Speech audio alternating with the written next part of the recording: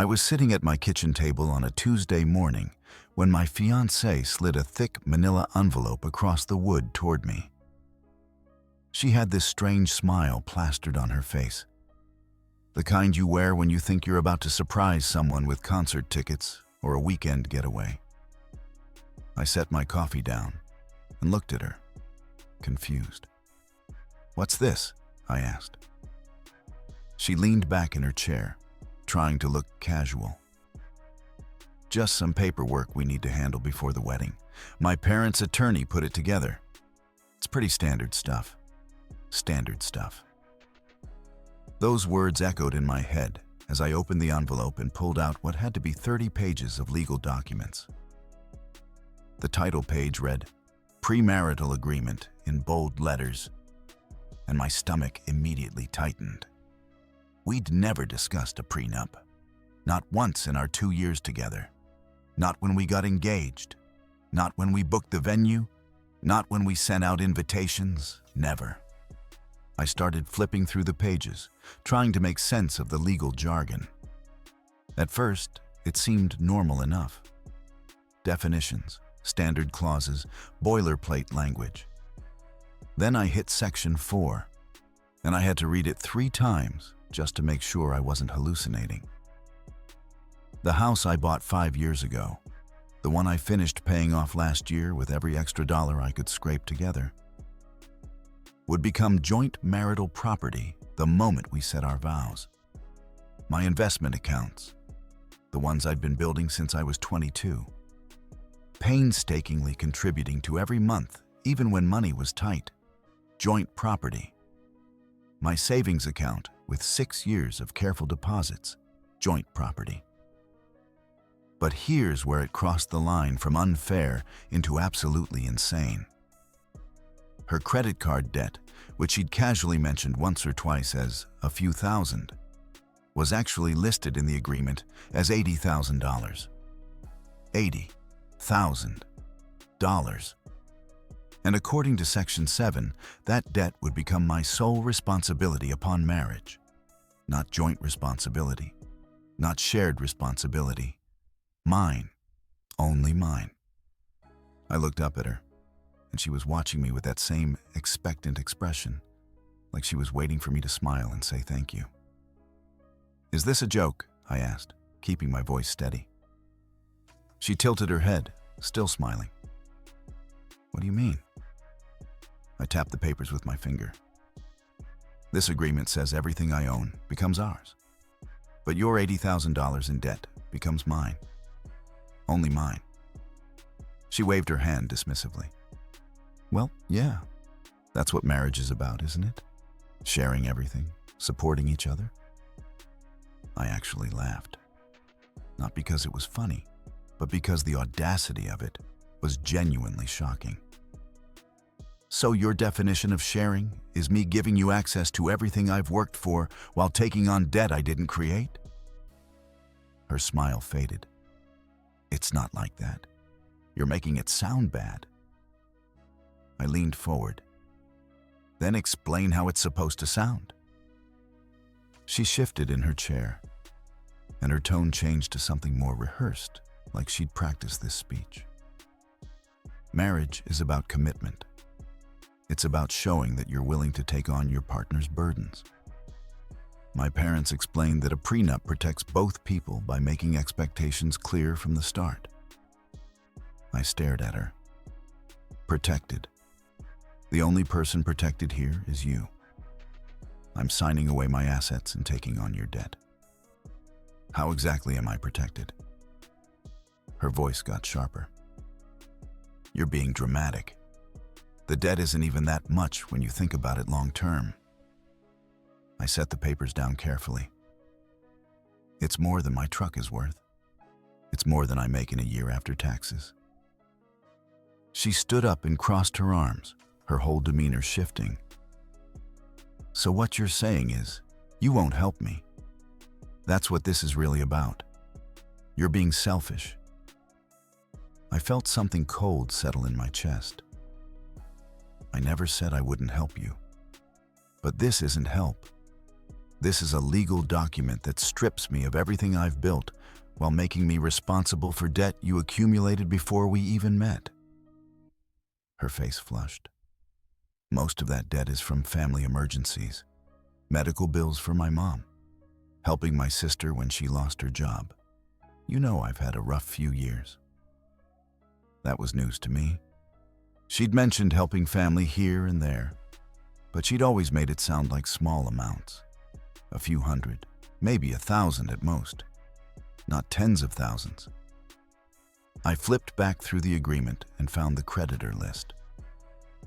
If it's medical debt, why are the statements from department stores and luxury retailers? Her face went red. "You don't understand how debt works. Sometimes you have to use one card to pay another. It's complicated." I shook my head. "No, it's actually pretty simple. You spent money you didn't have, and now you want me to pay for it. And not just that, you want me to give you half ownership of everything I do have." She walked over to the counter and gripped the edge, her knuckles going white. When she turned back around, the sweetness was completely gone, replaced with something cold and hard. "I already told the photographer we're getting married. I already sent the final payment to the caterer. My dress has been altered. The invitations went out. Everything is set." I stood up slowly. "That doesn't change what's in this agreement?" She glared at me. "Then I guess you need to decide what's more important, signing a piece of paper or marrying me." I picked up the agreement, flipping through the pages one more time. Every section was worse than the last. Clauses about me maintaining life insurance policies with her as the sole beneficiary. Clauses about me being responsible for her car payments and student loans. Clauses that essentially made me a financial safety net with no safety net of my own. "Did you write this yourself? Or did your parents' attorney actually recommend this?" She crossed her arms tighter. "What difference does that make?" I looked at her directly. "Because no honest attorney would draft something this one-sided unless they were specifically instructed to." She didn't answer, just stared at me with her jaw clenched. "When exactly were you planning to mention the 80,000 in debt? Before or after the wedding?" She grabbed her phone off the counter. "I'm calling my mom. She'll explain this better than I can." I shook my head. "I don't need your mom to explain why this is absurd." She froze, phone in hand. "What did you just say?" I met her eyes. "This agreement is absurd. I'm not signing it."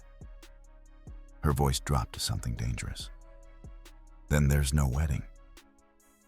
The words hung in the air between us. She said it like a threat, like she'd just played her winning card, like I was supposed to panic and backtrack and apologize and reach for a pen.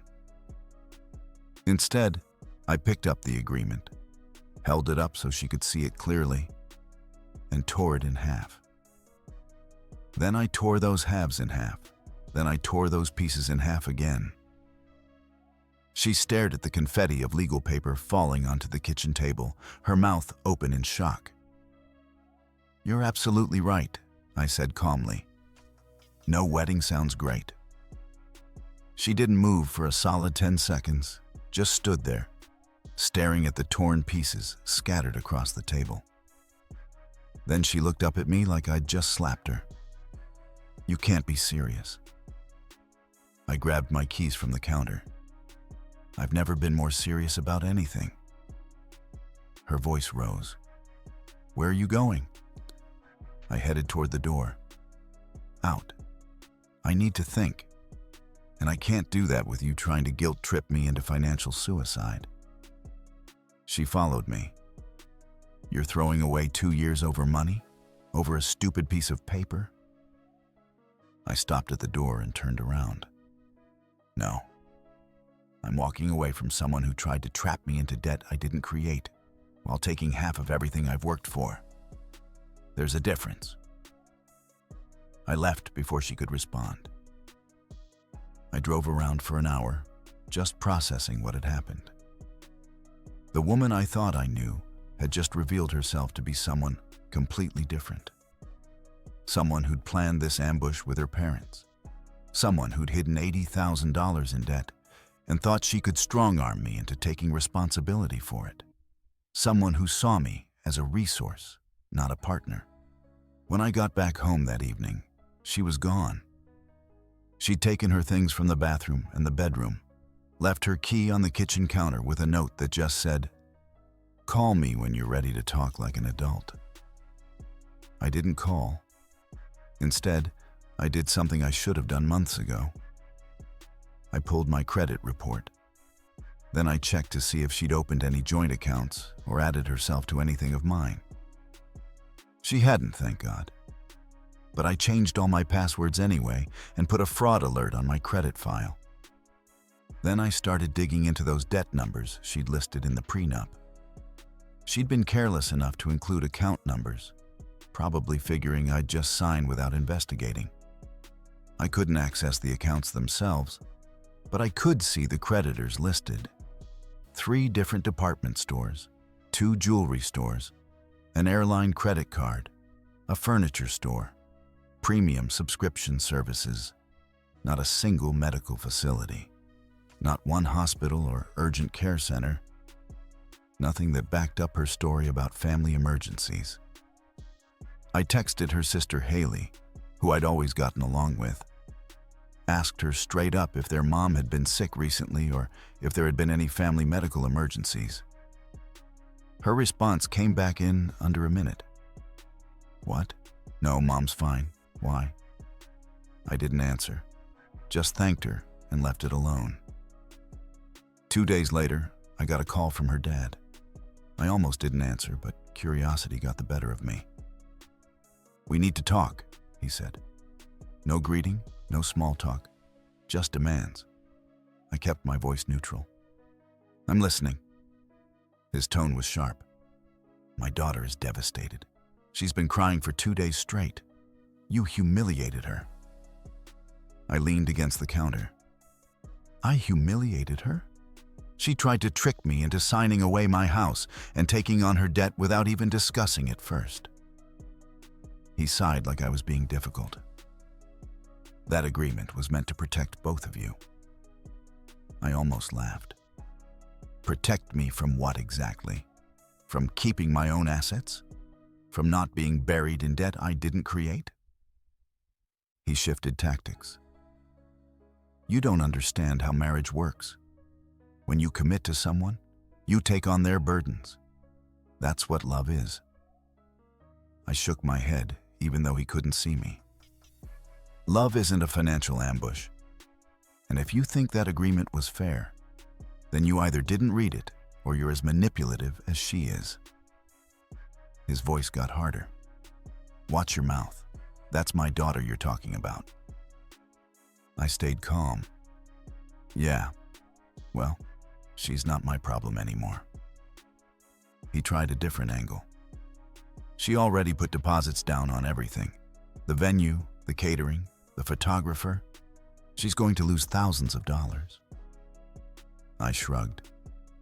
Then she shouldn't have spent money on a wedding before making sure the groom was actually going to show up.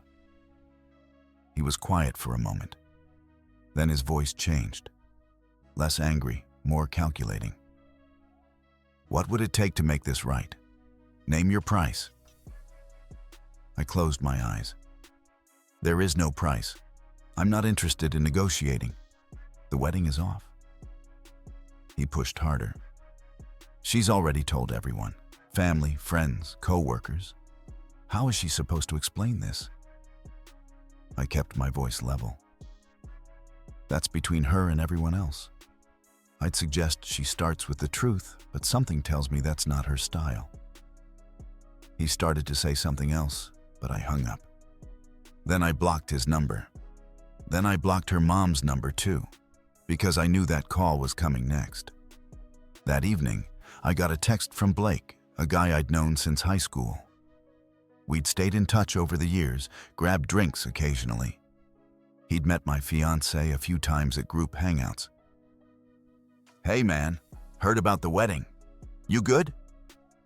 I called him instead of texting back. Told him the whole story, the prenup, the debt, the entitled parents, everything. He was quiet for a minute after I finished. Then he said, "Dude, you dodged a serious bullet. That's insane." I exhaled. "Yeah, I'm starting to realize that." He hesitated. "Listen, I don't usually get involved in people's personal stuff, but there's something you should probably know." My stomach tightened. "What?" He spoke carefully. "Remember Liam Wade? Used to play football with us sophomore year?" I searched my memory. "Yeah, vaguely. Why?" Blake's voice dropped. "He was engaged to your girl about 3 years ago. I ran into him last month at a barbecue, and he mentioned her by name. Said she tried to pull something similar with him. Some kind of financial agreement that was completely one-sided." I sat down hard. "Are you serious?" Blake's tone was grim. Dead serious. He wouldn't go into details, but he said he ended things because she and her family were trying to trap him into taking care of debt he didn't create. His words, not mine. I stared at the wall. "Do you have his number?" Blake texted me Liam's contact information.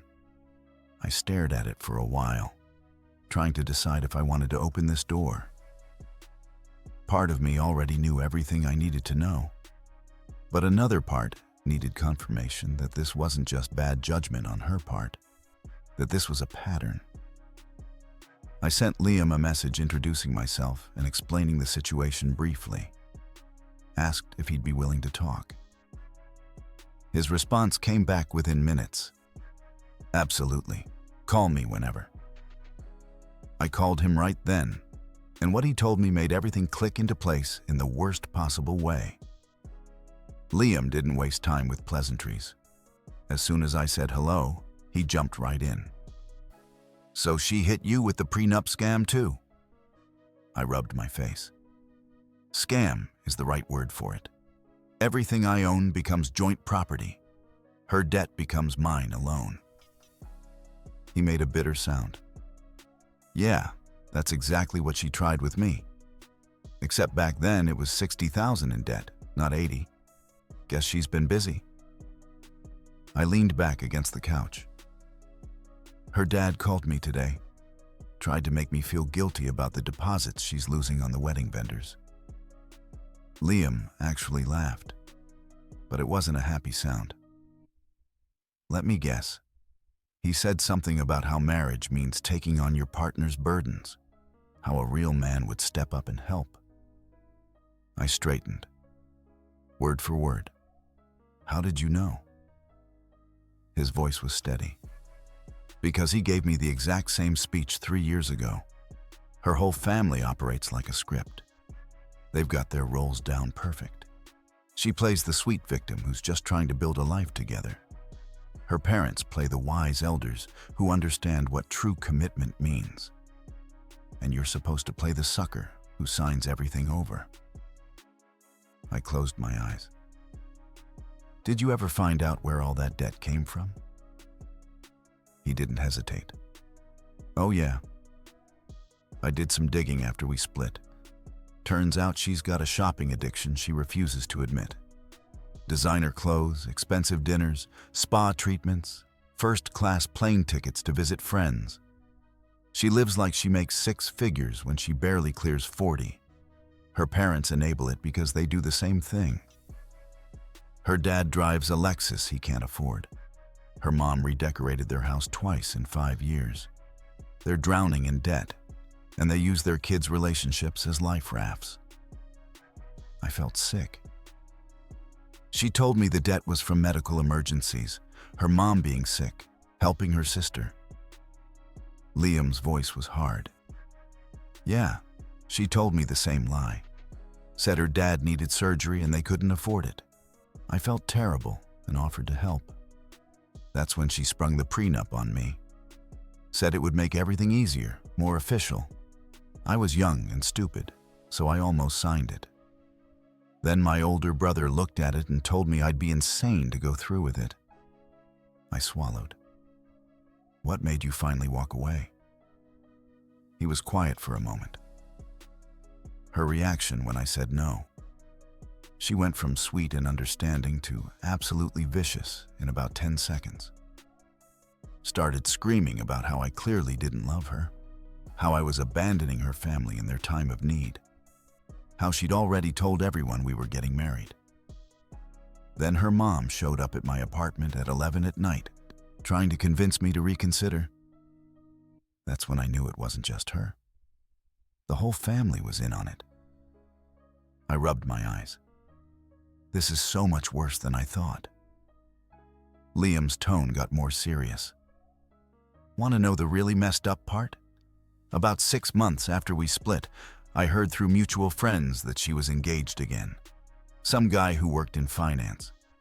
I tried to warn him anonymously, sent him a message explaining what happened with me. He blocked me. Guess he thought I was just a bitter ex. My chest tightened. What happened to him? Liam's voice was grim. They got married. He divorced her 14 months later. I ran into his sister at a wedding last year, and she told me the whole story. He ended up liable for over $70,000 in debt that she racked up during the marriage. She'd been hiding credit cards from him, opening accounts in both their names, forging his signature. He had to file bankruptcy. I felt cold. You're kidding. Liam's voice was flat. I wish I was. That guy's life got destroyed because he ignored the warning signs. Don't be him. I exhaled slowly. I already told her it's over. Tore up the prenup right in front of her. He sounded relieved. Good. But listen, that's not going to be the end of it. She's going to come back with a new strategy. They always do. She'll either play the heartbroken victim and try to guilt you back, or she'll try to cause problems for you out of spite. Maybe both. I frowned. What kind of problems? Liam didn't sugarcoat it. With my situation, she started telling people I cheated on her. Completely made up, but some people believed it. She also tried to get me fired by calling my boss and claiming I'd stolen money from her. None of it stuck because it was all lies, but it was still a hassle to deal with. I felt my jaw tighten.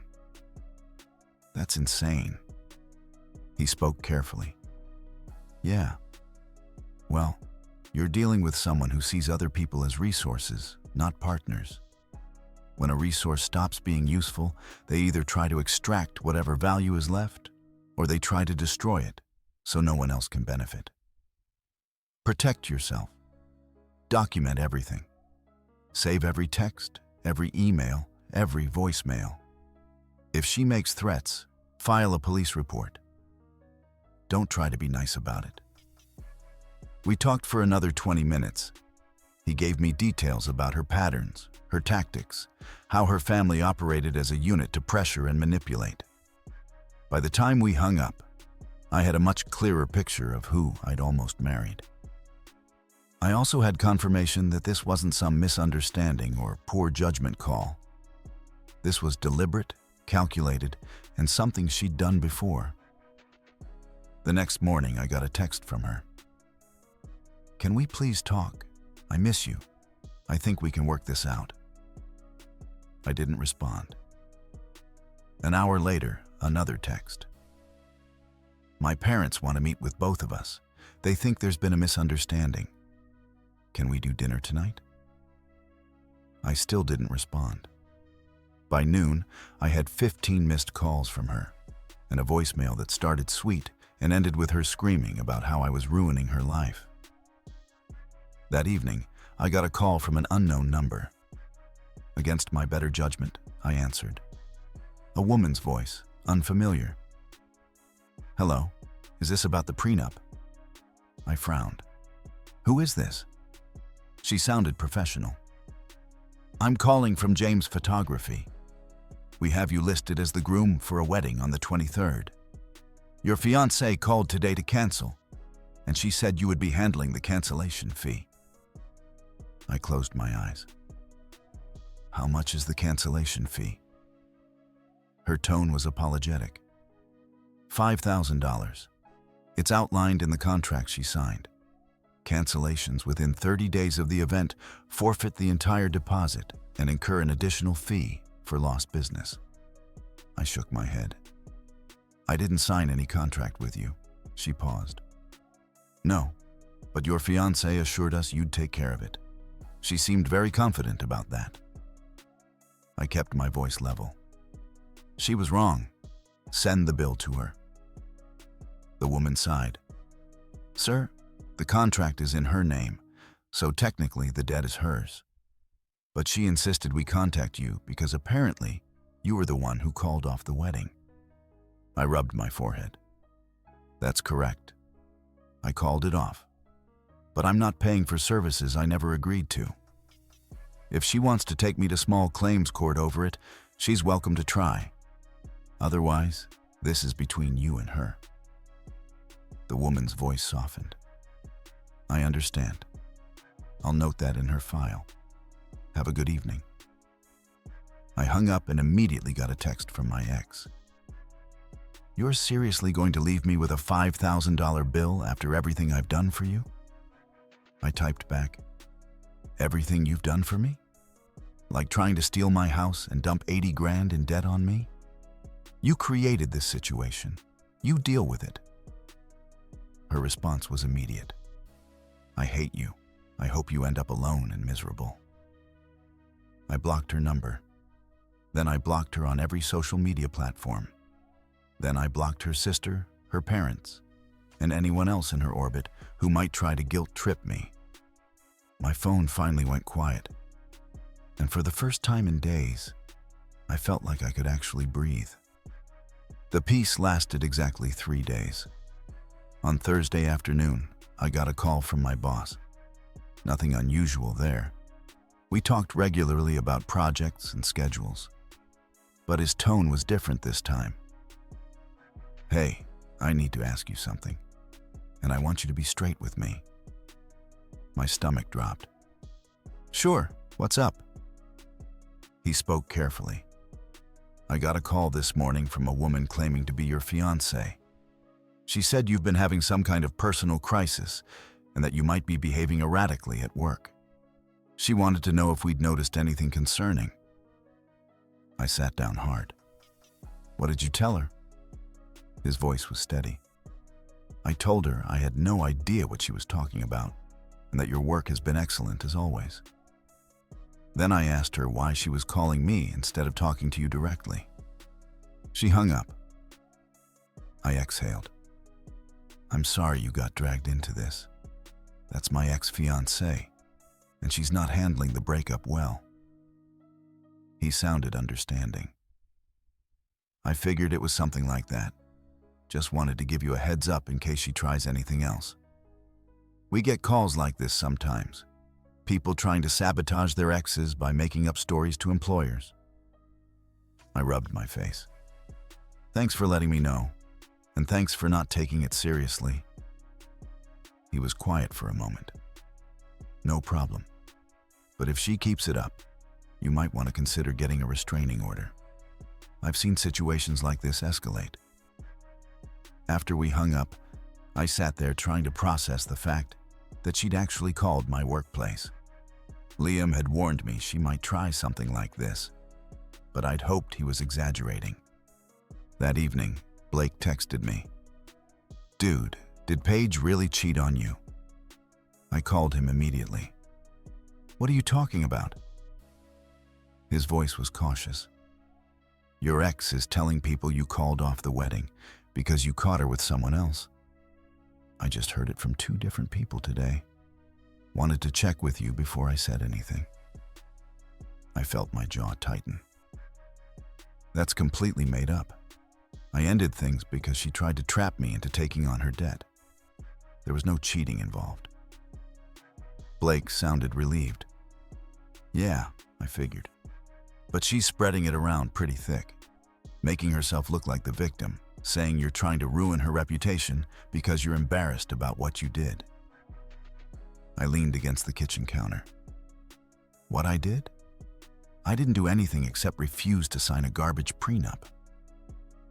Blake spoke carefully. I know that, but not everyone knows the full story. Some people are buying her version. I shrugged, even though he couldn't see me. Let them. Anyone who knows me will know it's nonsense. He paused. Fair enough. Just thought you should know what's being said. After that call, I started getting messages from mutual friends.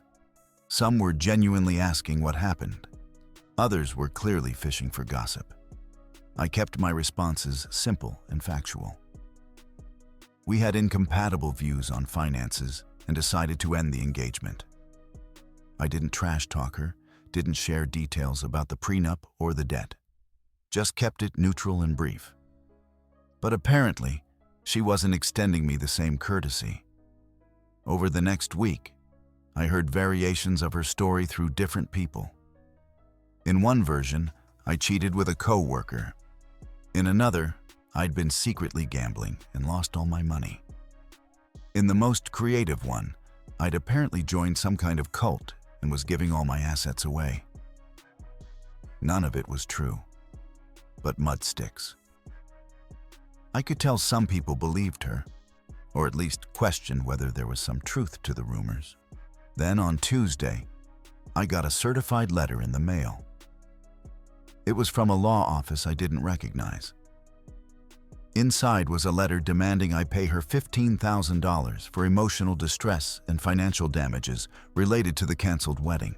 The letter claimed I'd made promises about paying for the wedding, that I'd encouraged her to make deposits and bookings, and that I'd then maliciously canceled everything at the last minute, causing her severe emotional and financial harm. I took a picture of the letter and texted it to Blake. Is this for real? He called me back laughing. She actually thinks she can sue you for breaking up with her? That's wild. I stared at the letter. Should I be worried? Blake's tone was casual. I'm not a lawyer, but I know you can't sue someone just because they don't want to marry you. She'd have to prove you made some kind of binding financial commitment. And even then, breaking an engagement isn't a legal contract, it's just a promise. I looked up the law office that sent the letter. Turns out it was her uncle's firm. Not even a neutral third party. Just more family pressure dressed up as legal intimidation. I wrote back a simple response. I made no financial commitments related to the wedding. All deposits and bookings were made by your client without my knowledge or consent. I will not be paying any amount for her voluntary cancellations. If she wishes to pursue legal action, I will countersue for harassment and defamation. I never heard from that lawyer again, but the harassment didn't stop. She started driving past my house at odd hours. I'd see her car parked down the street in the evening, never coming to the door, never confronting me directly, just watching. I installed a security camera and started documenting every incident, every drive-by, every hang-up call from blocked numbers, every weird social media account that tried to add me. Blake came over one evening with food, and we sat on the back patio talking. This is getting out of hand, he said. She's obsessed. I nodded.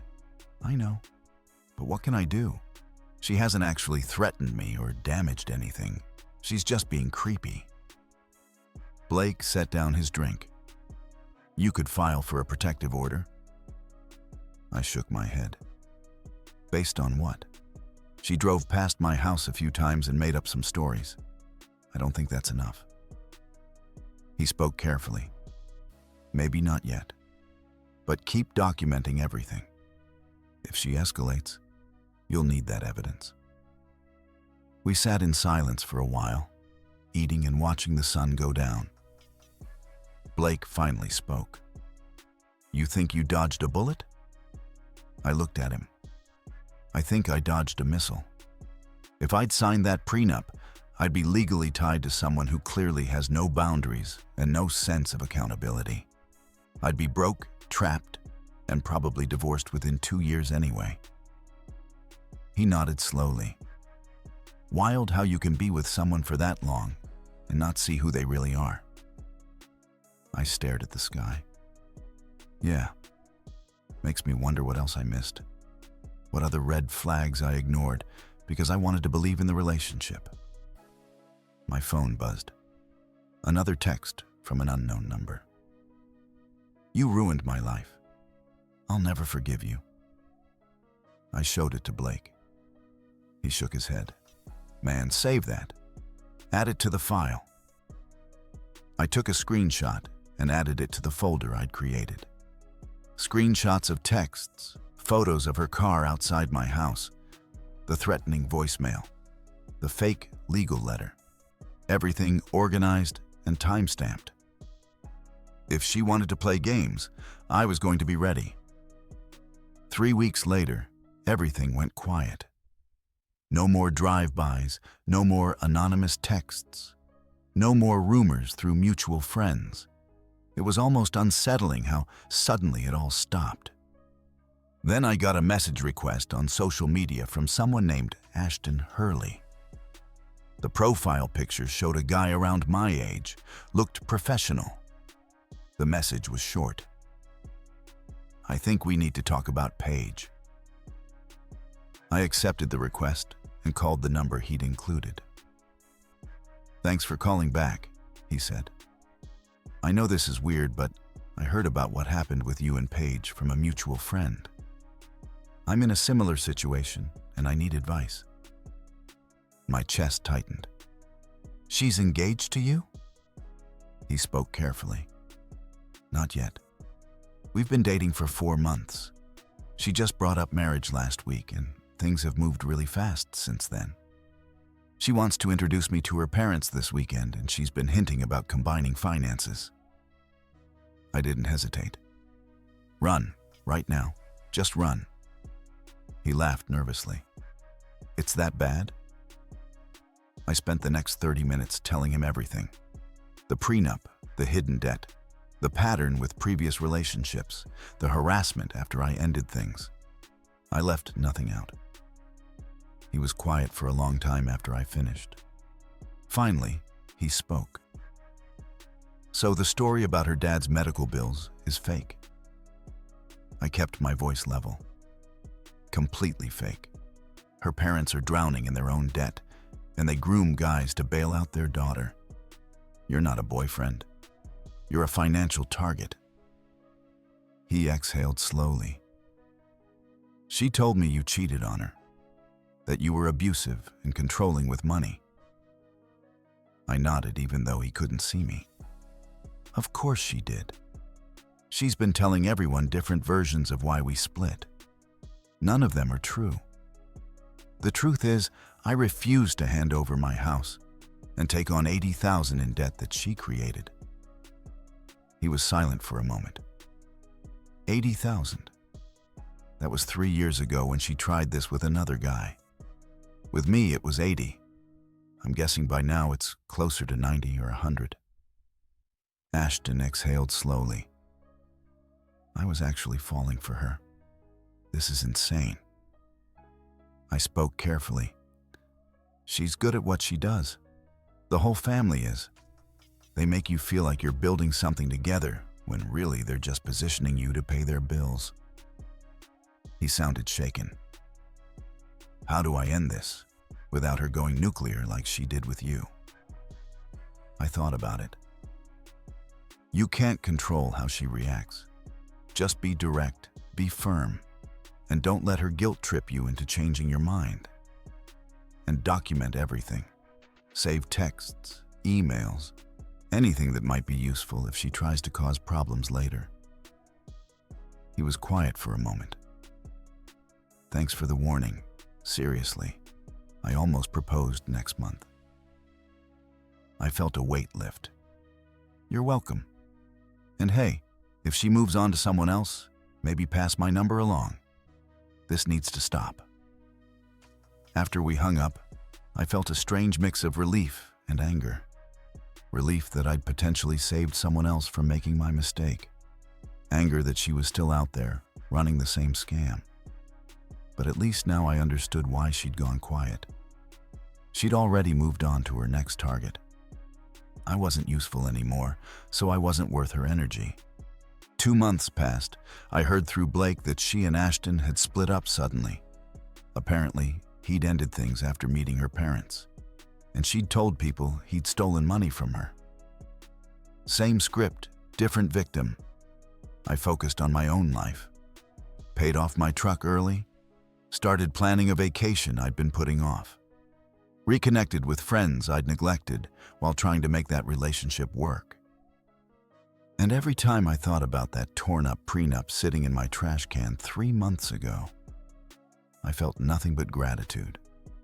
I'd almost signed away everything I'd worked for to someone who saw me as a paycheck with a heartbeat. Instead, I walked away with my dignity, my assets, and a very expensive education about red flags. 6 months after tearing up that prenup, I was living a completely different life.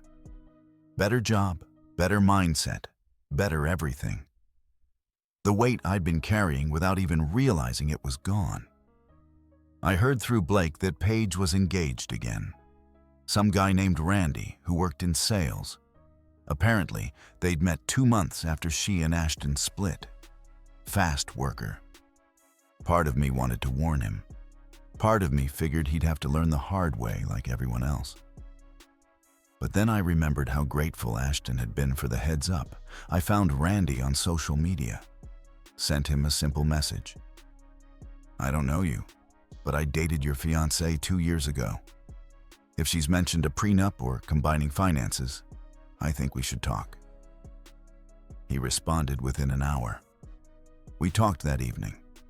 Turned out she'd already started the process, telling him about her family's financial struggles, mentioning how nice it would be to have someone strong and capable to lean on, testing the waters. I told him everything. He listened. He thanked me. He ended things with her the next day. She tried calling me after that. I didn't answer. She left a voicemail screaming about how I was ruining her life, how I had no right to interfere, how she'd make me pay for sabotaging her relationships. I saved the voicemail and added it to my documentation file. Then I blocked her new number. Blake came over that weekend with drinks to celebrate my freedom anniversary. You know what's funny? He said. 6 months ago, you were stressed, broke from wedding planning, and tied to someone who was actively trying to rob you. Now look at you. I smiled. Yeah, it's wild how much changes when you stop tolerating nonsense. He took a drink. Think she'll ever figure it out? That her strategy doesn't work? I shook my head. Probably not. People like that don't see themselves as the problem. She genuinely believes she's entitled to someone else's money just because she wants it. My phone buzzed. A message from Ashton. Just heard she got engaged again and that you warned the guy too. You're doing good work, man. I smiled and put my phone away. I never saw or heard from Paige again after that. According to social media, she moved to another state about a year later, probably looking for fresh targets who hadn't heard the warnings. I didn't feel sorry for her. I didn't feel angry anymore either. I just felt grateful. Grateful I'd read that prenup carefully. Grateful I'd had the spine to tear it up instead of signing it. Grateful I'd walked away when everything in me wanted to believe she'd change. That piece of paper she'd handed me so confidently across the kitchen table was supposed to trap me. Instead, it set me free. And the $5,000 photographer bill she tried to stick me with. Best money I never spent. Sometimes the most expensive lessons are the ones you refuse to pay for. Our story has come to an end. If you've made it this far, how about subscribing to our channel? It helps us immensely. I've selected 2 other videos for you that I'm sure you'll enjoy. Feel free to click on them. I'll be waiting for you in the next story. See you soon.